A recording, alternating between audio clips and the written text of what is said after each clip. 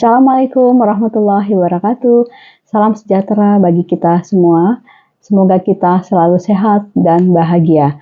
Perkenalkan, saya Elia Rosa, SE, MSI, AK, CE, dosen Fakultas Ekonomi dan Bisnis Prodi Akuntansi Universitas Bayangkara, Jakarta Raya, dengan NIDN 0313046501. Pada kesempatan kali ini, saya akan menyampaikan pernyataan diri dosen dalam unjuk kerja Tridharma Perguruan Tinggi atau PDDUKT-PT di bidang pengajaran. Terkait dengan bidang keilmuan saya, yaitu akuntansi dan perpajakan, maka mata kuliah yang akan saya sampaikan pada kesempatan kali ini adalah perpajakan. Mata kuliah perpajakan adalah mata kuliah wajib di semester 3 dengan bobot 3 SKS. Urutan pemaparan atau outline mata kuliah perpajakan sebagai berikut. 1. Deskripsi mata kuliah. 2. Capaian pembelajaran mata kuliah atau CPMK. Berikutnya adalah metode pengajaran. Kelima, sistem penilaian. Berikutnya rekaman video proses pengajaran. Nah, kita lanjutkan dengan deskripsi mata kuliah perpajakan. Mata kuliah perpajakan ini merupakan mata kuliah yang memfokuskan pemahaman peserta didik tentang perpajakan yang meliputi pemahaman tentang ketentuan umum dan tata cara perpajakan atau KUP, kemudian penghitungan pajak, berikutnya pelaporan pajak, serta strategi wajib pajak agar menjadi wajib pajak patuh. Nah, kita lanjutkan kepada materi kuliah pokok selama 1 semester ini meliputi 1. Konsep dan dasar perpajakan, kemudian 2. Ketentuan umum dan tata cara perpajakan atau KUP, 3. Pajak penghasilan pasal 21 atau PPh pasal 21, ke-4. Pajak penghasilan pasal 22 atau PPh pasal 22, ke-5. PPh pasal 23, ke-6. Pajak penghasilan pasal 24, ke-7. Pajak penghasilan pasal 25 atau PPh pasal 25, ke-8. Pajak penghasilan final, ke-9. Pajak penghasilan orang pribadi atau PPh WPOP. Berikutnya ke-10. Wajib pajak penghasilan badan atau PPh WP badan. Yang ke-11. Pajak pertambahan nilai atau PPN dan pajak penjualan atas barang mewah atau PPNBM. Yang terakhir, pajak daerah. Nah, acuan pustaka atau daftar pustaka yang utama dalam mata kuliah ini judulnya adalah Perpajakan, Teori dan Kasus, edisi 11, buku 1, Jakarta ya, karangan Siti Resmi tahun 2019. Kemudian yang kedua adalah judulnya Perpajakan Indonesia sebagai materi perkuliahan di perguruan tinggi, edisi 2, karangan Pak Diko Raharjo. Nah, yang ketiga, ketentuan perpajakan yang masih berlaku dan ketentuan umum perpajakan terbaru yang relevan dengan judul materi.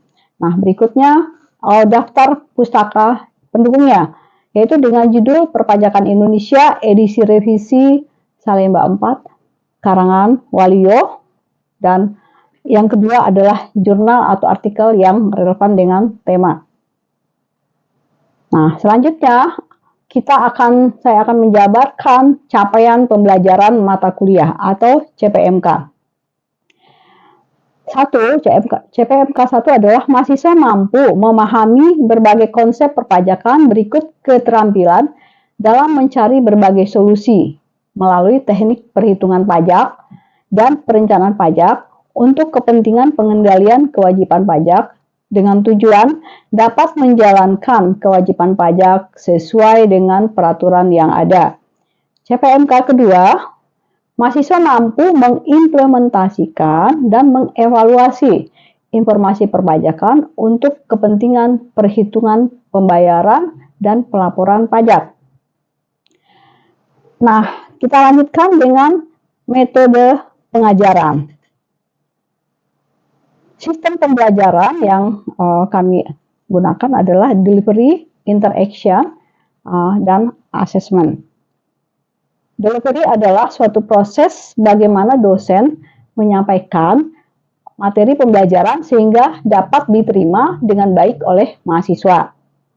Nah, pertama-tama saya menjelaskan materi sesuai dengan sesuai tema di RPS. Nah, sebelum perkuliahan dimulai, sebelum perkuliahan pertama dimulai, mahasiswa telah diberikan RPS terlebih dahulu. Mahasiswa diwajibkan membaca terlebih dahulu materi yang akan dipelajari dari buku wajib dan sumber informasi lainnya yang relevan dengan materi. Kemudian, masing-masing mahasiswa wajib meresumekannya pakai tulisan tangan.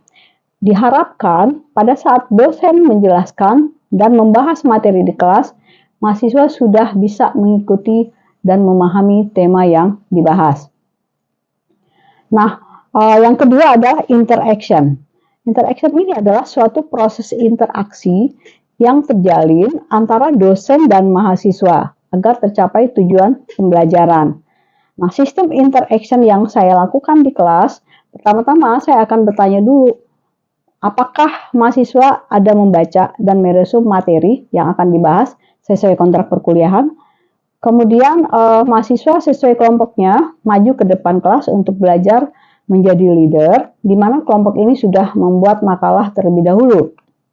Nah, fungsi leader dalam hal ini adalah menjadi host, kemudian mencatat mahasiswa yang aktif, dan mengajak mahasiswa lain untuk aktif di kelas dengan opsi bertanya, menjawab, menambahkan, dan sharing.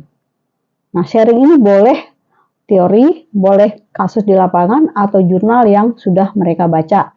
Tentunya sesuai tema yang sudah dijelaskan oleh dosen. Nah, diharapkan semua mahasiswa dengan opsi-opsi di atas aktif ya, dan namanya dicatat. Dosen akan mengarahkan proses interaksi ini dan memberi solusi jika ada pertanyaan yang belum terselesaikan. Nah, berikutnya yang ketiga, metode pengajaran yang kami lakukan yang ketiga adalah assessment. Assessment itu adalah proses penilaian untuk mengukur kemampuan mahasiswa secara objektif dalam memahami proses pembelajaran. Nah, indikator penilaian yang digunakan yaitu keaktifan di kelas dan pengerjaan tugas 15%, kemudian kuis 5%, nilai UTS 30%, nilai UAS 40%, serta absensi 10%. Kita lanjutkan kepada materi pembelajaran atau rundown perkuliahan. Untuk mata kuliah perpajakan tadi ya. Nah, pada kuliah pertama, materi yang akan disampaikan yaitu pastinya kontrak perkuliahan. Di mana dalam kontrak perkuliahan tertera etika yang akan dilakukan mahasiswa, yaitu contohnya sopan santun, jujur, dan bertanggung jawab. Nah, berikutnya tata tertib perkuliahan, di mana mahasiswa diharapkan sebelum mulai jam perkuliahan sudah di kelas, berada di kelas, paling lambat 15 menit, paling telatnya ya. Kemudian teknis pembelajaran ada di kontrak perkuliahan juga, dan penilaiannya, cara penilaian. Nah, pada kuliah pertama juga dibahas tentang RPS, yaitu apa itu deskripsi mata kuliah, kemudian capaian mata kuliah. Nah, berikutnya kita masuk ke materi kuliah yang pertama, yaitu konsep teoritis perpajakan secara umum. Nah, kita lanjutkan kepada, kita harapkan nih, setelah mahasiswa belajar yang pertama itu, sub CPMK-nya adalah mahasiswa mampu memahami dan menjelaskan tentang kontrak perkuliahan, RPS, konsep teoritis perpajakan secara umum. Nah, materi yang kedua, rundown yang kedua adalah konsep ketentuan umum dan tata cara perpajakan atau KUP. Nah, diharapkan ya sub CPMK-nya dari mata kuliah kedua ini diharapkan mahasiswa mampu memahami dan menjelaskan tentang konsep dan teori ketentuan umum dan tata cara perpajakan.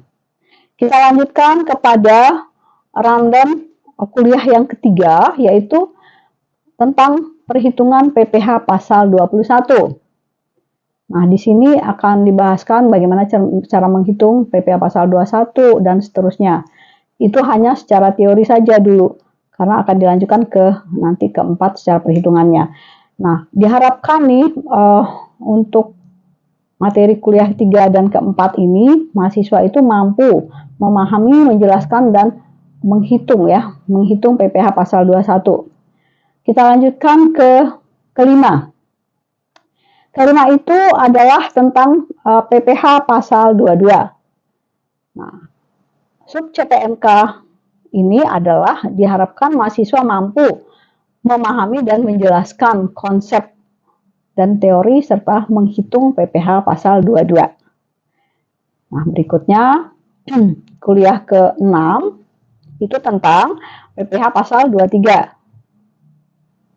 Nah, diharapkan mahasiswa mampu memahami dan menjelaskan konsep dan teori serta perhitungan PPh pasal 23. Kita lanjutkan ke materi atau rundown kuliah yang keempat, yaitu ke-7 ya, maksudnya ke-7 adalah PPh pasal 24. Nah, diharapkan sub CPMK-nya adalah diharapkan mahasiswa mampu memahami dan menjelaskan konsep dan teori PPh pasal 24. Nah, untuk yang ke-8 seperti biasa adalah UTS, ujian tengah semester. Kita lanjutkan kuliah yang ke-9. Materinya adalah menghitung PPh pasal 25 dan 29. Nah, sub CPMK-nya adalah mahasiswa mampu memahami dan menjelaskan konsep dan teori serta menghitung PPh pasal 25 dan 29. Untuk yang ke-10 adalah PPh final. Diharapkan mahasiswa mampu memahami dan menjelaskan konsep dan teori serta menghitung PPh final. Yang ke-11 adalah temanya PPh wajib pajak orang pribadi WPOP. Sub CPMK untuk materi yang ke-11 ini, mahasiswa mampu memahami dan menjelaskan konsep dan teori serta menghitung PPh wajib pajak orang pribadi. Nah, kita lanjutkan dengan materi kuliah yang ke-12, yaitu tentang pajak orang pribadi WPOP, yaitu menghitung PPh wajib pajak orang pribadi WPOP. Nah, sub CPMK-nya diharapkan mahasiswa mampu memahami dan menjelaskan konsep dan teori serta menghitung PPh wajib pajak orang pribadi. Nah, terakhir yang ke-14 adalah menghitung PPh wajib pajak badan. Sub CPMK-nya adalah mahasiswa mampu memahami dan menjelaskan konsep dan teori serta menghitung PPh wajib pajak badan. Nah, yang ke-14 adalah PPN dan PPNBM. Untuk sub CPMK-nya, mahasiswa mampu memahami dan menjelaskan konsep dan teori serta menghitung PPN dan PPNBM. Nah, yang terakhir, ya, materi kuliah yang terakhir adalah menghitung pajak daerah, ya, menghitung pajak daerah. Sub CPMK yang terakhir ini adalah mahasiswa mampu memahami dan menjelaskan konsep dan teori serta menghitung pajak daerah. Nah, kita lanjutkan kepada sistem penilaian. Sistem penilaian. Nah, indikator penilaian yang digunakan adalah keaktifan di kelas dan pengerjaan tugas adalah 15%. Berikutnya kuis 5%, kemudian nilai UTS 30%, nilai UAS 40%, serta absensi 10%. Nah, berikutnya yang terakhir adalah rekaman video proses pengajaran. Nah, rekaman ini akan kita sampaikan di kelas. Terima kasih.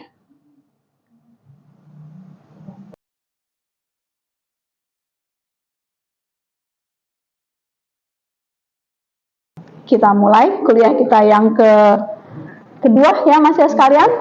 Kuliah kita yang kedua ini seperti biasa kalau mulai kuliah apa dulu? Berdoa, habis itu apa lagi? Absen ya. Nah, oke, sebelum kita mulai mari kita berdoa menurut kepercayaan kita masing-masing. Semoga kita selalu sehat, bahagia. Apa yang kita pelajari paham ya dan bisa menjelaskan kembali dan selamat sampai di rumah masing-masing balik. Bagi yang beragama muslim masih membaca Al-Fatihah, dan beragama lain silakan menurut bacaan masing-masing. Al-Fatihah.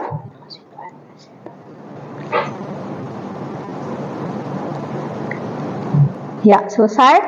Nah, agenda berikutnya kita absen seperti biasa. Ini adalah ketentuan umum dan tata cara perpajakan. Nah, minggu lalu kita sudah bahas apa, maksud sekalian? Temanya. Definisi, tapi judul di di RPS-nya apa? Konsep ya. Nah, itu maksud Ibu ya. Konsep dasar perpajakan, berarti Anda sudah paham ya apa yang dipelajari kemarin. Yang isinya diantaranya apa kemarin? Kita review sedikit ya. Ada definisi, berikutnya apa lagi? Jenis-jenis pajak, kemudian pajak daerah dan pajak pusat. Apa lagi? Silakan. Sebutkan nama dong. Udah dipakai ya? Oh, asik bener nih. Udah pakai nama nih. Ini siapa namanya nih? Saya. Iya, Ibu lihat dong itunya. Ya, aduh, Kamelia. Nah, Kamelia apa lagi yang sudah Anda pahami minggu lalu? Karena ini berkaitan ya.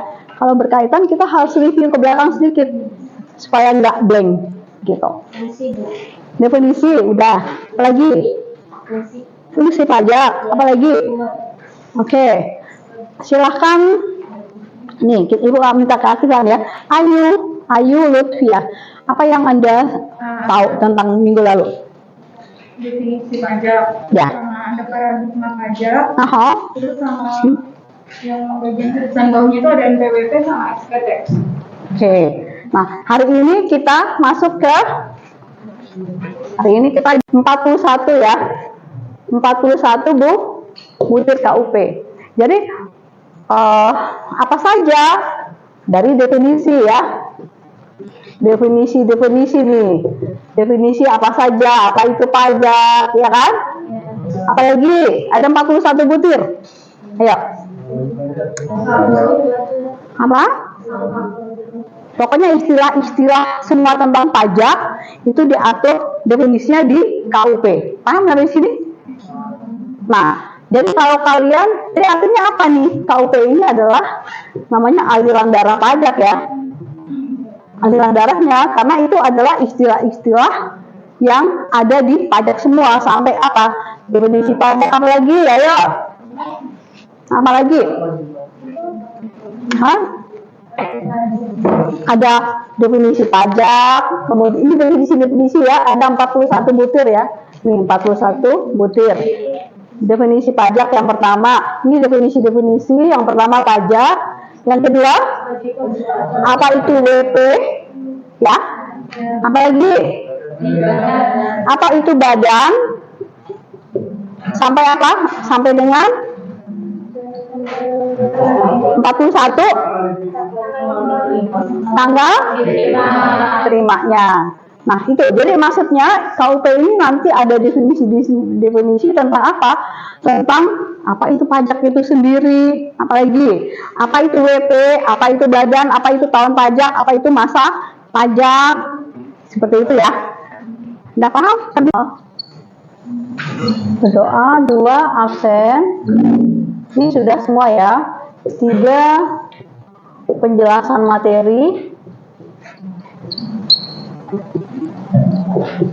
materi oleh dosen.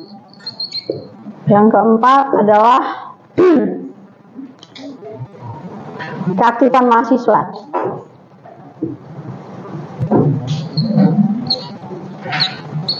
Oke, sudah. Kita lanjut. Kewajiban WP itu apa saja? Kemudian apa sih hak-haknya WP? Kemudian sanksinya kalau dia terlambat membayar pajak apa? Jadi paham ya, jadi kita jangan menghafal maksud sekalian, paham tentang konsep. Nah ini dia. Setiap materi belajar nih, materi itu kena pajak juga bukan? Nah praktik di lapangan sama nggak dengan teori seperti itu? Kalian cuma dianalisa, ya. Jadi kalian tugasnya menganalisa ya, bukan hanya belajar gitu aja. Nah, jadi di sini kita ini kewajiban WP.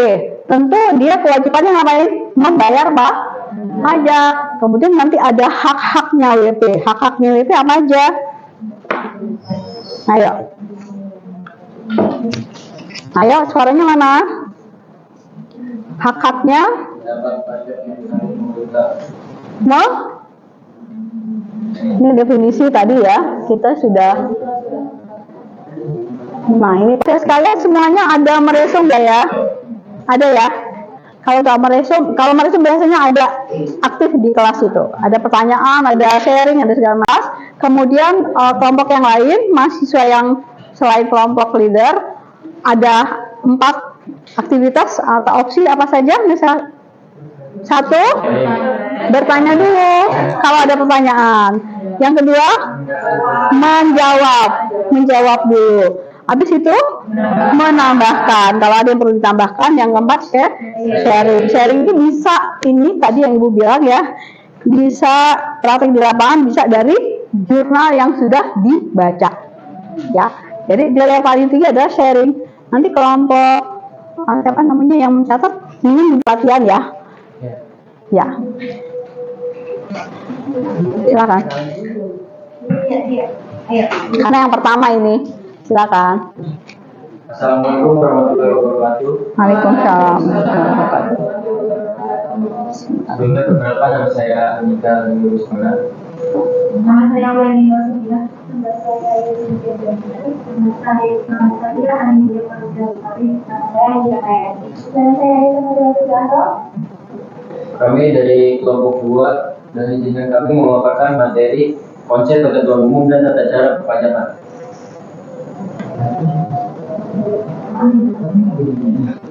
Materinya kan Ibu sudah paparkan.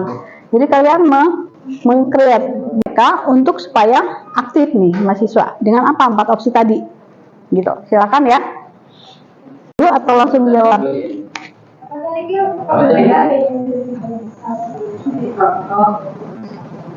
Menyimak dong. Beda penyidik pajak dengan pemeriksaan pajak. Saya mau nanya dong, tadi kan jelasin tuh undang-undang pajak, nah maksudnya definisinya atau jenisnya? Langsung ada ya di itu ya, keaktifannya. Ya. Kenapa nama saya yang tadi dengan wanita? Kalau terjadi kesalahan pengisian SPP itu disebut jadi juga sih kesalahan sanksinya. Assalamualaikum warahmatullahi wabarakatuh. Ya, terima kasih kelompok leader latihan jadi leadernya ya hari ini ya. Kira-kira ada manfaat nggak sih cara belajar seperti itu? Dipaksa kan? Selama ini kalian kayak gitu nggak? Cara belajar gimana selama ini? Ya? Presentasi aja. Ya, presentasi nanti Ibu kasih waktu. Ada yang mau presentasi minggu depan?